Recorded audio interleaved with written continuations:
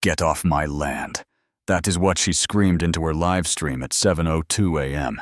The phone up like a badge, neighbors stepping onto porches in slippers, while I stood with a garden hose on the grass.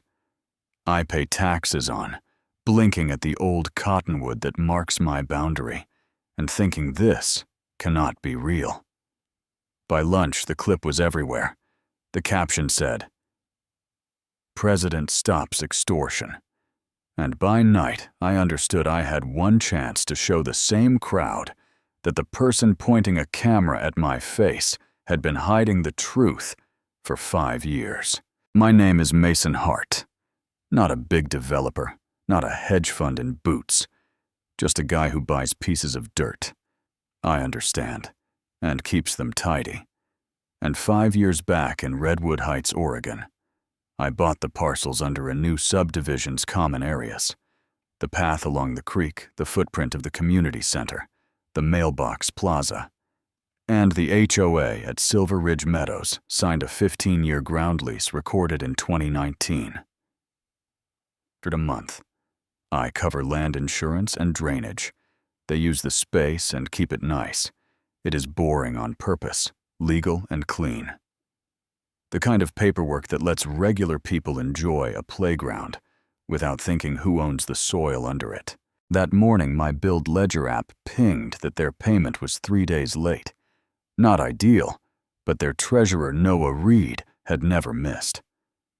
So I was adjusting the sprinkler by the painted survey stake when the air ripped open, and Valerie Kent, the HOA president, red blazer hair, pulled tight like she was racing wind, marched across the lawn, phone up and set to public, and barked, "Get off our land."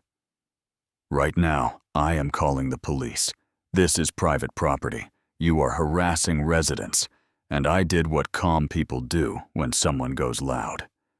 I shut off the hose, kept my hands where everyone could see, and said, "This is my boundary. The HOA leases the common ground from me. If you want to look at the lease, we can do that civilly," and she laughed into the camera. The kind of laugh that has sharp edges, and said, "Predators love paperwork, folks. Share this," and she slapped a pink violation on my mailbox for $500.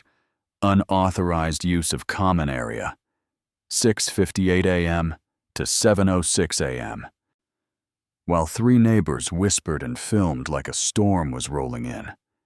You know what I mean. 10 seconds is all it takes for a story to harden in a neighborhood, and those 10 seconds belong to her, not me. So by noon, my commercial tenant was asking if we were still good. My mom texted a crying face and a link. My ex asked if our daughter was going to hear my name at school with the word fraud attached to it, and I stared at that pink notice on my counter and felt small. In a way, I hate admitting, like the truth was a coin under a couch, and my fingers were too big to reach it. Then a neighbor named Dorothy called and said I recorded the whole thing, and I remembered coffee with Noah months ago. He mentioned a big monthly payment he was told to split into little categories so residents would not be confused. "Administrative services, landscaping, insurance," said Valerie.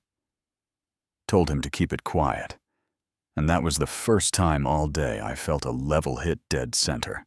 I called my attorney, Julia Maddox, who is allergic to drama and collects file stamps the way other people collect mugs, and she said, "We pull the recorded lease." The chain of title in the bylaws, especially 7.3 removal for cause, and 9.2 records inspection within 2 hours. And Mason. If there is anything off about the board authorization date, we will see it. At 5:30, I met Noah at Pine and Steam, a coffee shop that smells like sawdust, because the hardware store is behind it. And he looked like a man, built out of good intentions and tiny worries, hands shaking as he pushed a folder across the table. 5 years of bank transfers to Hart Property Group, LLC, $500 on the first. And then he showed me texts from Valerie. "Keep the Hart payment quiet. Break it across categories. Do not discuss in open session." And when we opened the document that was supposed to be the 2019 board authorization, the signature page sat there, all proper, while the date stared back like a dare. March 15th, 2019. And my laptop minutes from that month said the meeting was canceled due to ice. No quorum, no vote, which meant someone had dressed up a decision that never existed. And I could see the trap in plain daylight. She was going to call the lease a forgery and make me the villain.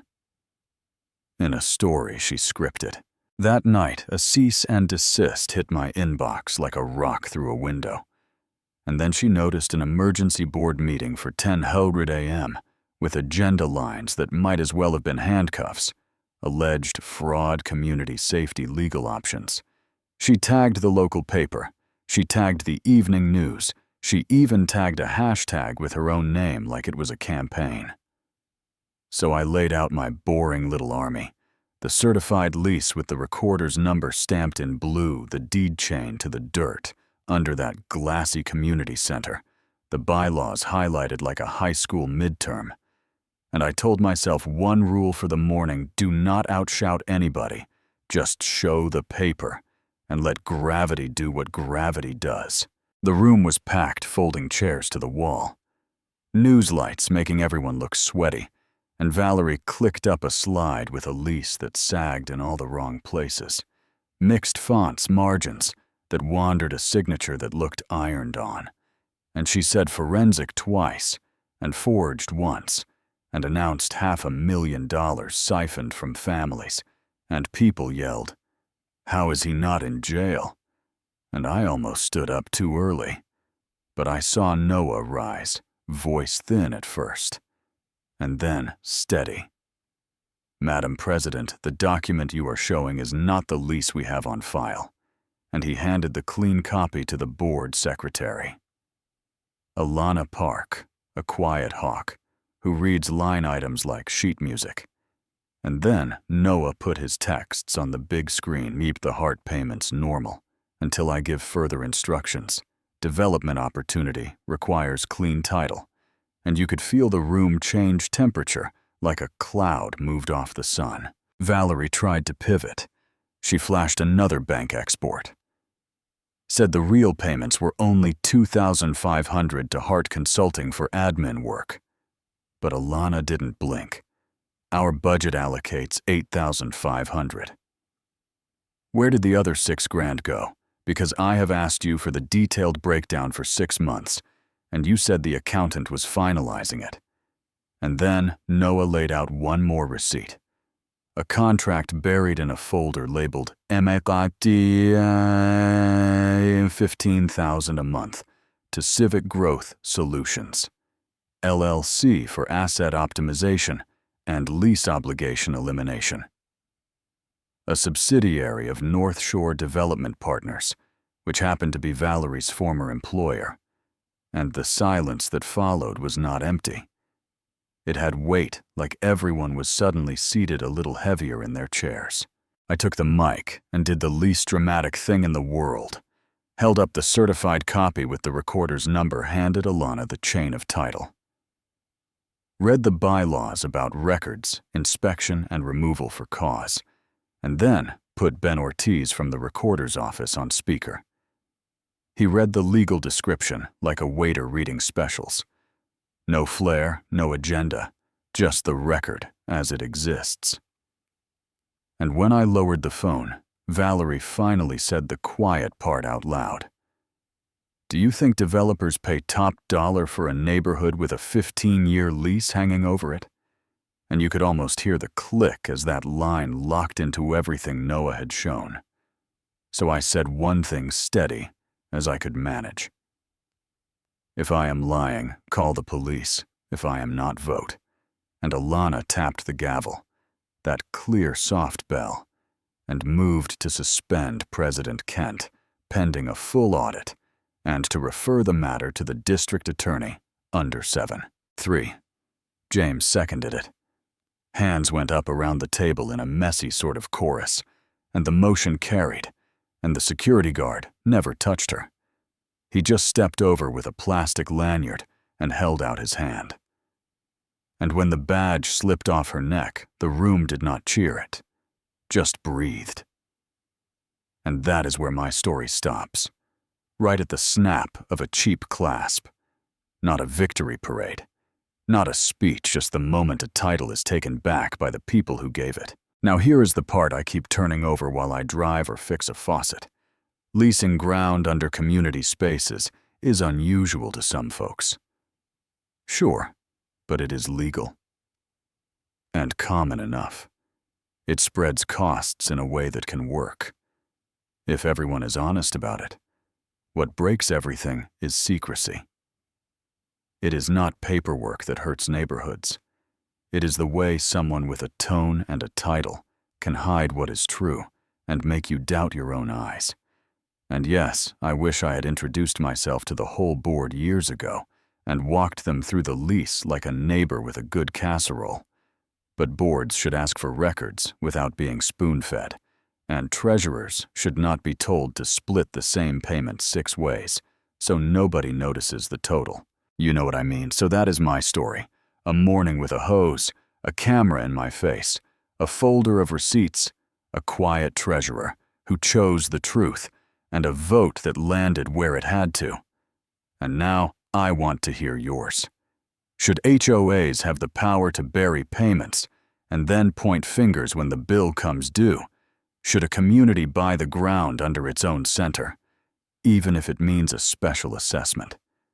Should landlords like me be allowed to hold the soil under places everyone uses, or is that always a bad idea? Where does transparency begin, and who is responsible? When it ends, tell me in the comments what you think was most wrong here and why. If you have lived through an HOA mess or fought a rumor with paperwork, drop it below. So the next person standing alone in a bright room feels less alone. Hit like if this helped. You breathe a little easier. Subscribe if you want more straight stories told at real speed, and tell me where you are watching from and what your town calls that one tree everyone uses to give directions. Mine is a cottonwood paint on the survey stake, still bright as a promise, waiting for a quiet morning where all I want is to water the grass in peace.